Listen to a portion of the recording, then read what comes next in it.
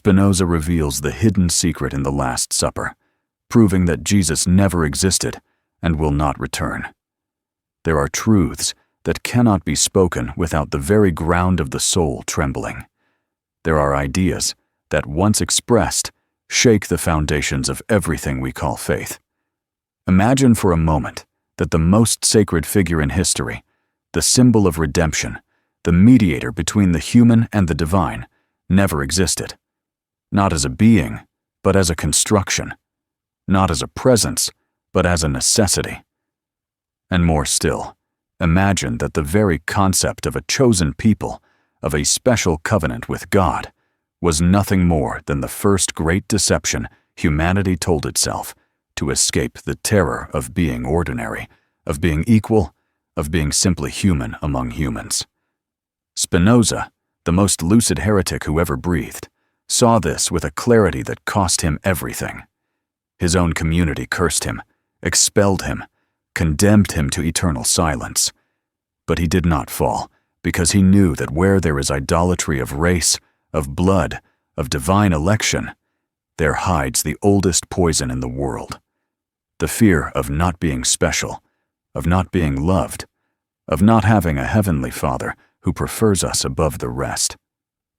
The Bible, that book millions consider the literal word of God, is filled with moments that would make the darkest of tales grow pale. Genocides ordered from heaven, women turned into spoils of war, children murdered in the name of purity, entire cities erased from the map because their inhabitants did not worship the correct God. And yet, generation after generation, these acts have been read as sacred, as necessary, as proof of divine love toward a special people. But Spinoza asks, what kind of God is this who chooses some and condemns others before their birth? Who orders massacre and calls that justice? Who promises land and demands blood as payment? The answer Spinoza offers is devastating in its simplicity. That is not God. It is the reflection of primitive man projected into infinity. It is tribal ego crowned with the title of the Absolute. Consider for a moment the story of the Exodus, a story that has been sung, painted, filmed 1,000 times. The chosen people escaping slavery, guided by miracles, receiving the law directly from the divine hand. But pause for an instant and look at what happens next. God orders the death of 3,000 men in a single day for the sin of the golden calf. Midianite women and children are put to the sword, except the virgins, who are taken as trophies. The Amalekites must be exterminated down to the last child and animal, without pity, without exception. These are not metaphors. These are the words written in the book that is called sacred. And for centuries, rabbis, priests, and preachers have justified these acts with a single phrase: God commanded it. But Spinoza, that excommunicated Jew who dared to think, said, no, God doesn't order massacres, because God is not a bloodthirsty tribal chief. What we call divine commands are in reality the war cries of men who needed to justify their violence, their greed, their need to feel superior. The concept of a chosen people is the first and most dangerous political fiction ever invented, because if you are chosen, the other is disposable. If your blood is holy, the foreigner's blood is worth nothing. If God is on your side, then every act, no matter how brutal, becomes sanctified. Spinoza saw this and called it by its name, idolatry. Not the idolatry of statues, but something far more subtle and destructive. The idolatry of the collective self, the worship of the group that believes itself unique, special, loved above all others. And here enters the deepest fear religion has cultivated for millennia, the fear of sin. Because sin is not simply a bad act, it is deviation from the law of the chosen group. To sin is to break the rules that supposedly God himself wrote in stone. And the consequence of sin is not only earthly punishment, but eternal damnation, the fire that never goes out, the weeping and gnashing of teeth in a place where God, the loving Father, allows his children to suffer forever. This is the most effective mechanism of control ever designed. Convince a man that his very nature is corrupt, that his desires are sinful, that his body is a filthy prison, that his mind is a nest of snakes, and then offer him the only way out: total obedience, absolute submission, blind faith in those who claim to. Speak in God's name. Spinoza understood that this system was not created by heaven. It was forged on earth by minds that discovered the power that comes from controlling guilt. If you can make a man feel guilty simply for existing, for feeling, for thinking, then you can control him completely. You don't need chains when you have chained his soul. If this kind of revelation makes you question everything you once held sacred, like this video right now and subscribe to the channel, because what comes next will dismantle every certainty tradition sold you as absolute truth. Help us spread this message that for centuries has been silenced. But let's return to the Last Supper, that iconic scene reproduced in millions of churches, museums, and homes.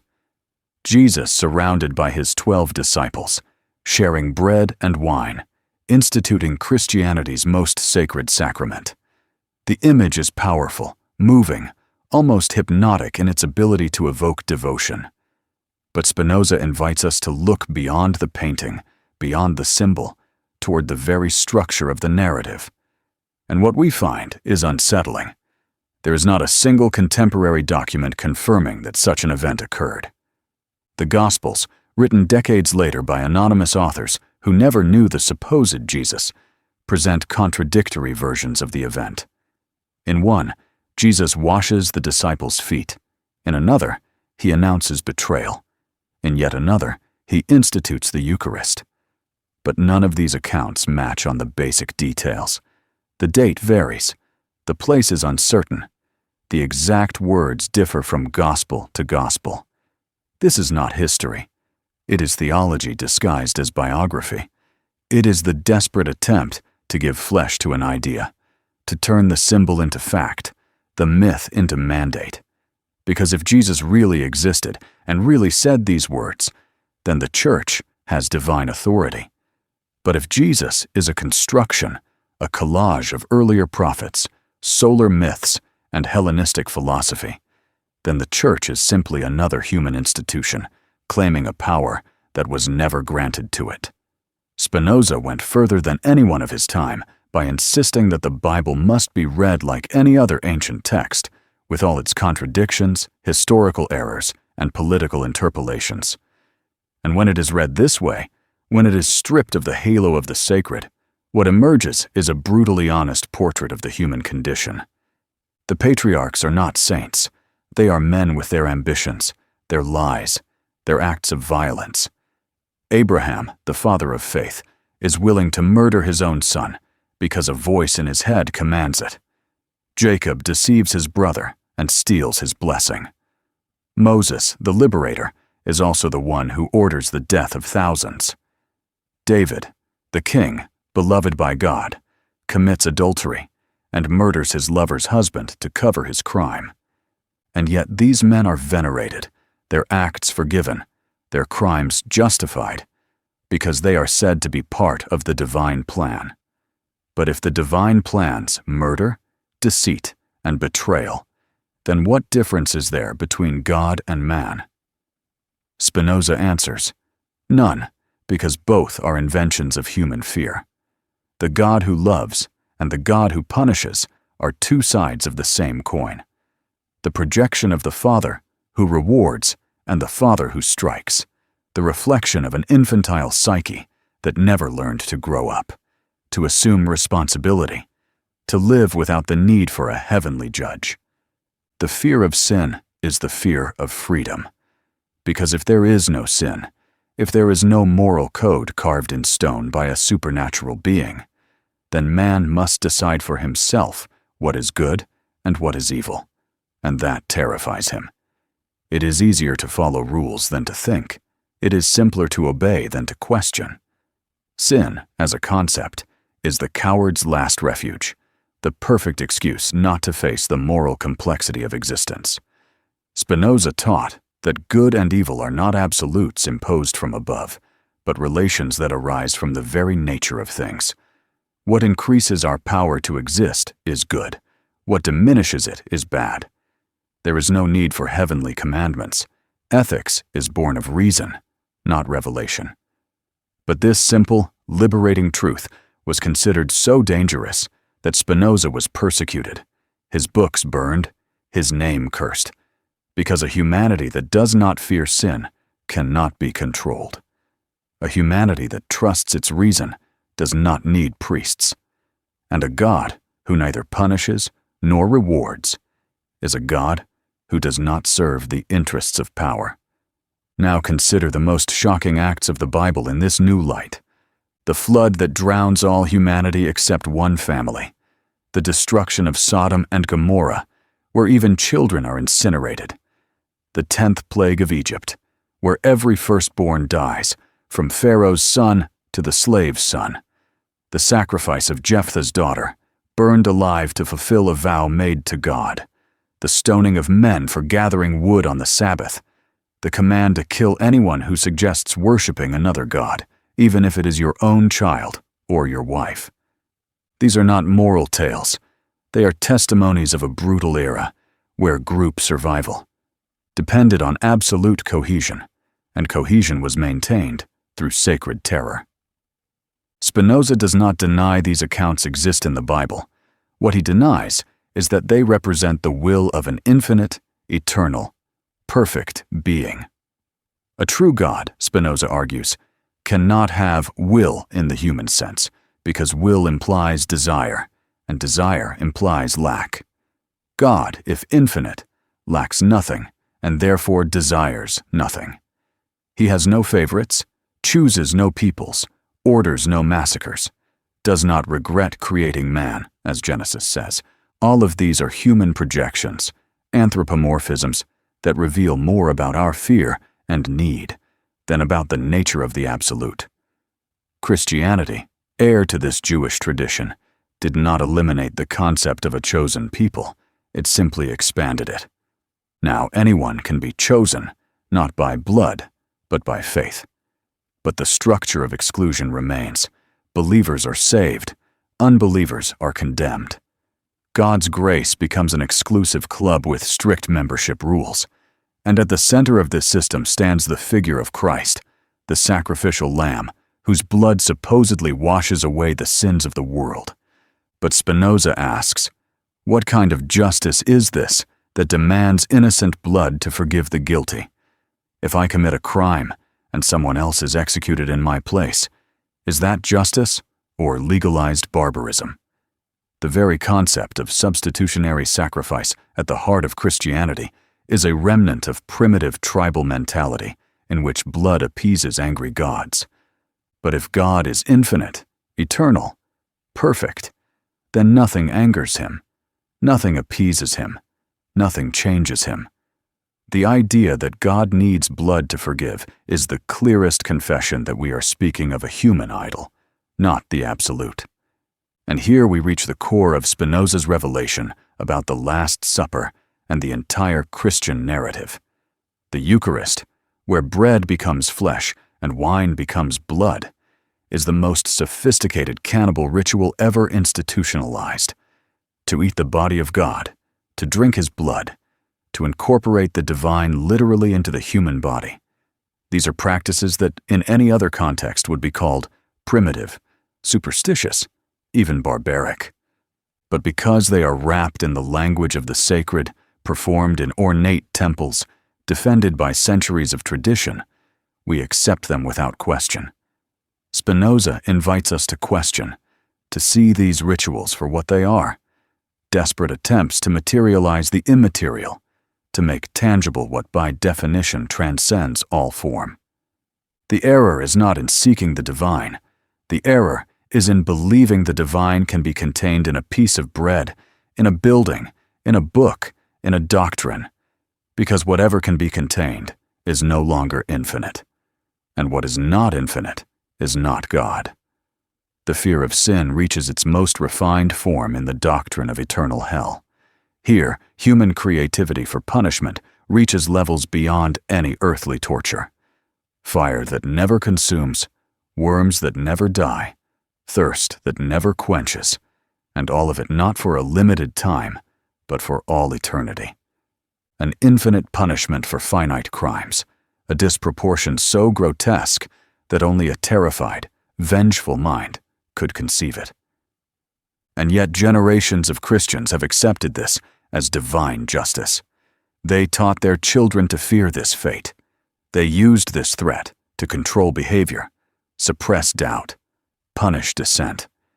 Spinoza saw in the doctrine of hell not a revelation of God, but a revelation of what man is capable of when he has absolute power. To punish without mercy, without proportion, without end. Hell is not a place that awaits us after death. It is the mental state of one who lives in constant terror, constant guilt, constant submission to an authority that cannot be questioned. Hell is life under the yoke of sacralized fear. Pause here and ask yourself whether you truly want to keep living with this weight. If what you're discovering resonates in you, if you feel something shifting in your understanding, like this video and subscribe, because the most shocking part is still to come. The final revelation Spinoza kept as his last blow against the edifice of religious deception. Now return to the question of the chosen people from another angle. The idea that a specific group of humans has a special relationship with God is not unique to Judaism. Every tribe, every nation, every empire has claimed some kind of divine favor. The Romans had their manifest destiny. The Greeks were the only truly civilized ones. Every dominant group has seen itself as the center of the moral universe. But Judaism, and later Christianity, refined this idea into an entire theological system. Not only are we better, they say, but God Himself decreed it. He chose us before the foundation of the world. Our covenant with Him is eternal. Our law is His law, and those who are not with us are against us and against God. This is the seed of all religious fanaticism, because if God is on your side, then there is no crime that cannot be justified, no atrocity that cannot be sanctified. There is no other who cannot be dehumanized. History is stained with the blood of millions who were massacred, enslaved, tortured in the name of this tribal god. The Crusades, the Inquisition, the conquest of the Americas, the witch hunts, all carried out by men who sincerely believed they were fulfilling divine will, defending the chosen people against the infidels, saving souls even as they burned bodies. Spinoza breaks this vicious circle with a revolutionary claim: God has no favorites because God is not a person. God is the infinite substance from which everything emerges, in which everything exists, to which everything returns. God is nature itself, not as an object, but as the active principle of all existence. In God there is no choice, because there is no otherness. Everything that is in God. Jew and Gentile, believer and atheist, saint and sinner, each is a mode of the same infinite substance. To say that God prefers one over another is as absurd as saying the ocean prefers one wave over another. Waves rise and fall, but the ocean remains. So it is with all beings. We emerge from the infinite, exist for a time, and return to the infinite. There is no election, no privilege, no special people, only existence manifesting in countless forms, each expressing in its own way the infinite power of being. This understanding is not a loss, but a liberation. Because if I am not special, then I am not inferior either. If I am not chosen, then I am not condemned. If there is no heavenly Father who prefers me, then there is no judge who condemns me. I am simply a unique expression of the infinite, with the same ontological dignity as any other being. My worth does not depend on my race, my religion, my lineage. My worth lies in the simple fact of existing, of being a manifestation of the absolute. And the same is true for every human being, every animal, every plant, every atom in the cosmos. Everything is equally sacred because everything is equally real, equally substantial, equally divine. But this truth is unbearable to the religious ego, because the ego needs to feel special. It needs to believe there is a personal God who knows it by name, who counts every hair on its head, who has a specific plan for its life.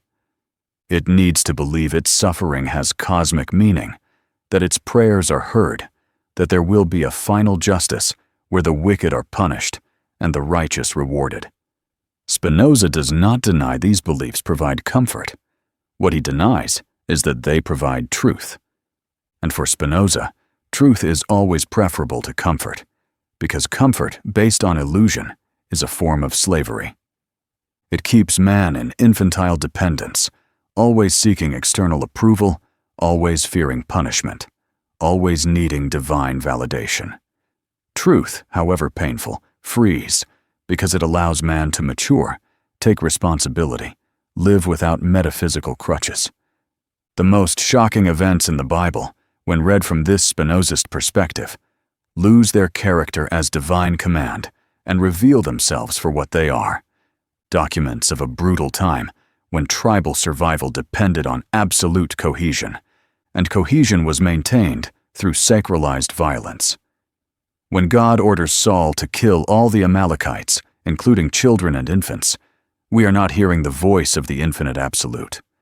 We are hearing the voice of a tribal chief who needs to eliminate an enemy and uses divine language to legitimize genocide. When the Bible prescribes stoning for adultery, homosexuality, blasphemy, we are not receiving eternal ethics. We are seeing the laws of a patriarchal, homophobic, authoritarian society that used religion as a mechanism of social control. Recognizing this is not blasphemy, it is historical honesty. The recognition that the Bible, like any ancient text, is a product of its time, with all the limitations, prejudices, and brutalities of its era. But institutional religion cannot accept this, because if the Bible is a human text, then it has no absolute authority. And if it has no absolute authority, then the church, the rabbinate, the imamate, everyone who claims exclusive interpretive power over divine will loses power. That is why Spinoza was excommunicated, not because his arguments were weak, but because they were too strong. Not because his logic was flawed, but because it was relentless. He showed that the Bible contradicts itself, that miracles violate the laws of nature, that prophets often contradict each other, that prophecies failed, that biblical history does not match archaeological evidence, and he did it not with malice, but with love of truth. Because Spinoza, despite everything, loved God, but he loved the real God, not the tribal idol. He loved the God that is nature itself, not the celestial despot invented by primitive minds. In the Spinozist system, fear of sin is revealed as fear of one's own nature. Because if God is nature, and we are part of that nature, then our desires, our passions, our instincts are not sinful by definition. They are expressions of our essence, of our conatus, of our power to exist. The problem is not desire, but ignorance about desire. When we do not understand the nature of our passions, we become slaves to them. But when we understand them, when we see their cause, structure, and function, then we can guide them, moderate them, integrate them into a rational life. There is no need to suppress desire, only to understand it. And understanding does not come from external commandments, but from self-knowledge, reflection, philosophy. Spinoza's free person is not the one who obeys the law out of fear of punishment. It is the one who acts rationally, because he understands that his true benefit aligns with the benefit of all, not because a God commands it, but because it is the nature of reality itself. The Last Supper, then, is not a historical event we must commemorate.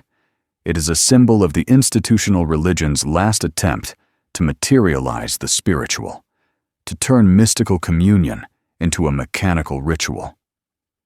The true meaning of sharing bread and wine is not in magical transubstantiation, but in recognizing that we all share the same substance, that we are all expressions of the same infinite, that the separation between me and you is an illusion of the ego. When I eat, I incorporate the world into myself. When I drink, the universe flows through me. There is no need for a priest to speak magic words for this to be sacred. It is already sacred because it is real.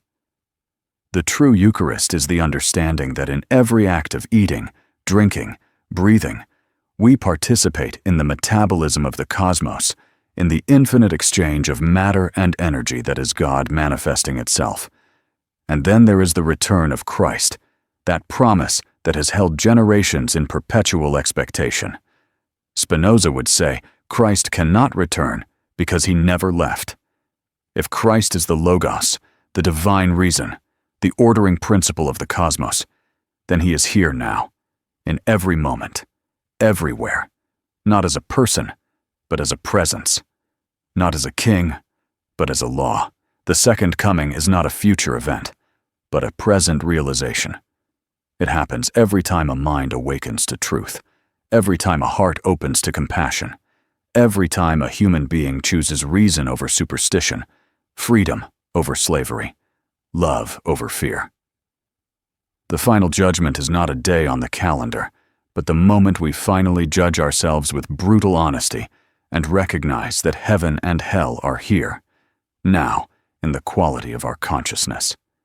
The hidden secret in the Last Supper, the one Spinoza reveals with his relentless philosophy, is this: there is no secret, no hidden code, no encrypted message for initiates.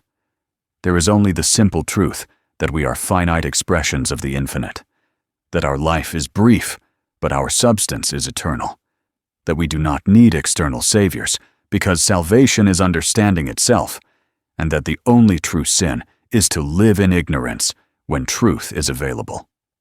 The Bible, with all its horrors and contradictions, is not an enemy to be destroyed. It is a text to be understood, a historical document that reveals the evolution of human thought from tribal barbarism to the intuition of something greater, even if that intuition remains wrapped in the language of myth and superstition. The freedom Spinoza offers is the freedom to think without fear, to question without guilt, to doubt without condemnation, to seek truth wherever it leads, even if it leads to the dissolution of our most cherished beliefs. For what is lost in dogmatic certainty is gained in mental clarity. What is lost in childish comfort is gained in spiritual maturity. Spinoza's God promises nothing because it needs to promise nothing. It threatens nothing because it needs to threaten nothing. It simply is. And in that being, in that impersonal, infinite presence, there is more true love than in 1,000 promises of paradise and 1,000 threats of hell. Because it is love without conditions, without favoritism, without arbitrary elections. The love nature has for everything that exists, simply because it exists. When the myth of the chosen people dissolves, when the shocking acts of the Bible are seen for what they are, when fear of sin is replaced by love of wisdom, something extraordinary happens. Man stops being a servant awaiting orders and becomes a thinking being, capable of living ethically without the need for heavenly commandments. Morality ceases to be obedience and becomes understanding.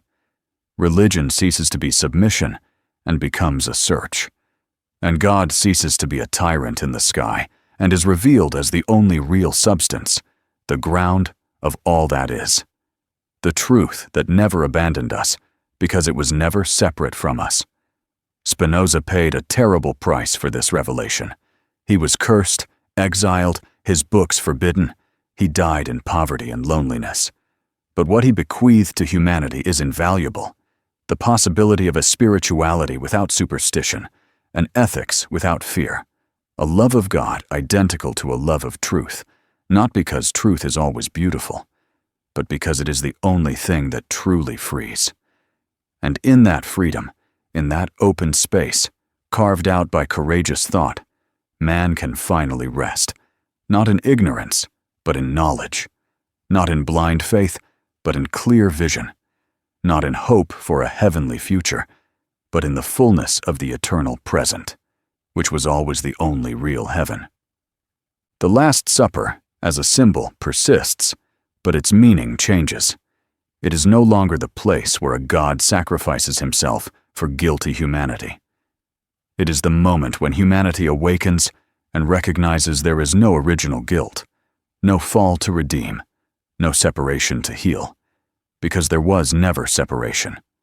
We were always part of the whole. We were always expressions of the divine. And when this truth is seen not with the eyes of faith, but with the eyes of reason, then all churches become unnecessary, all priests become obsolete, and all dogmas dissolve into air. What remains is life itself, in all its complexity, all its mystery, all its inevitable connection with the infinite. And that, says Spinoza, is more than enough. That is all that was ever necessary. Salvation is not in another world. It is in full understanding of this world. And that understanding begins when we stop seeking answers in ancient books and begin to seek them in nature itself, in reason, in the direct experience of existing. Because there, and only there, God speaks with clarity, not in words, but in laws, not in miracles, but in order, not in promises, but in presence. And that presence, once recognized, changes everything without changing anything, because it was always there. We were simply too busy praying to notice it.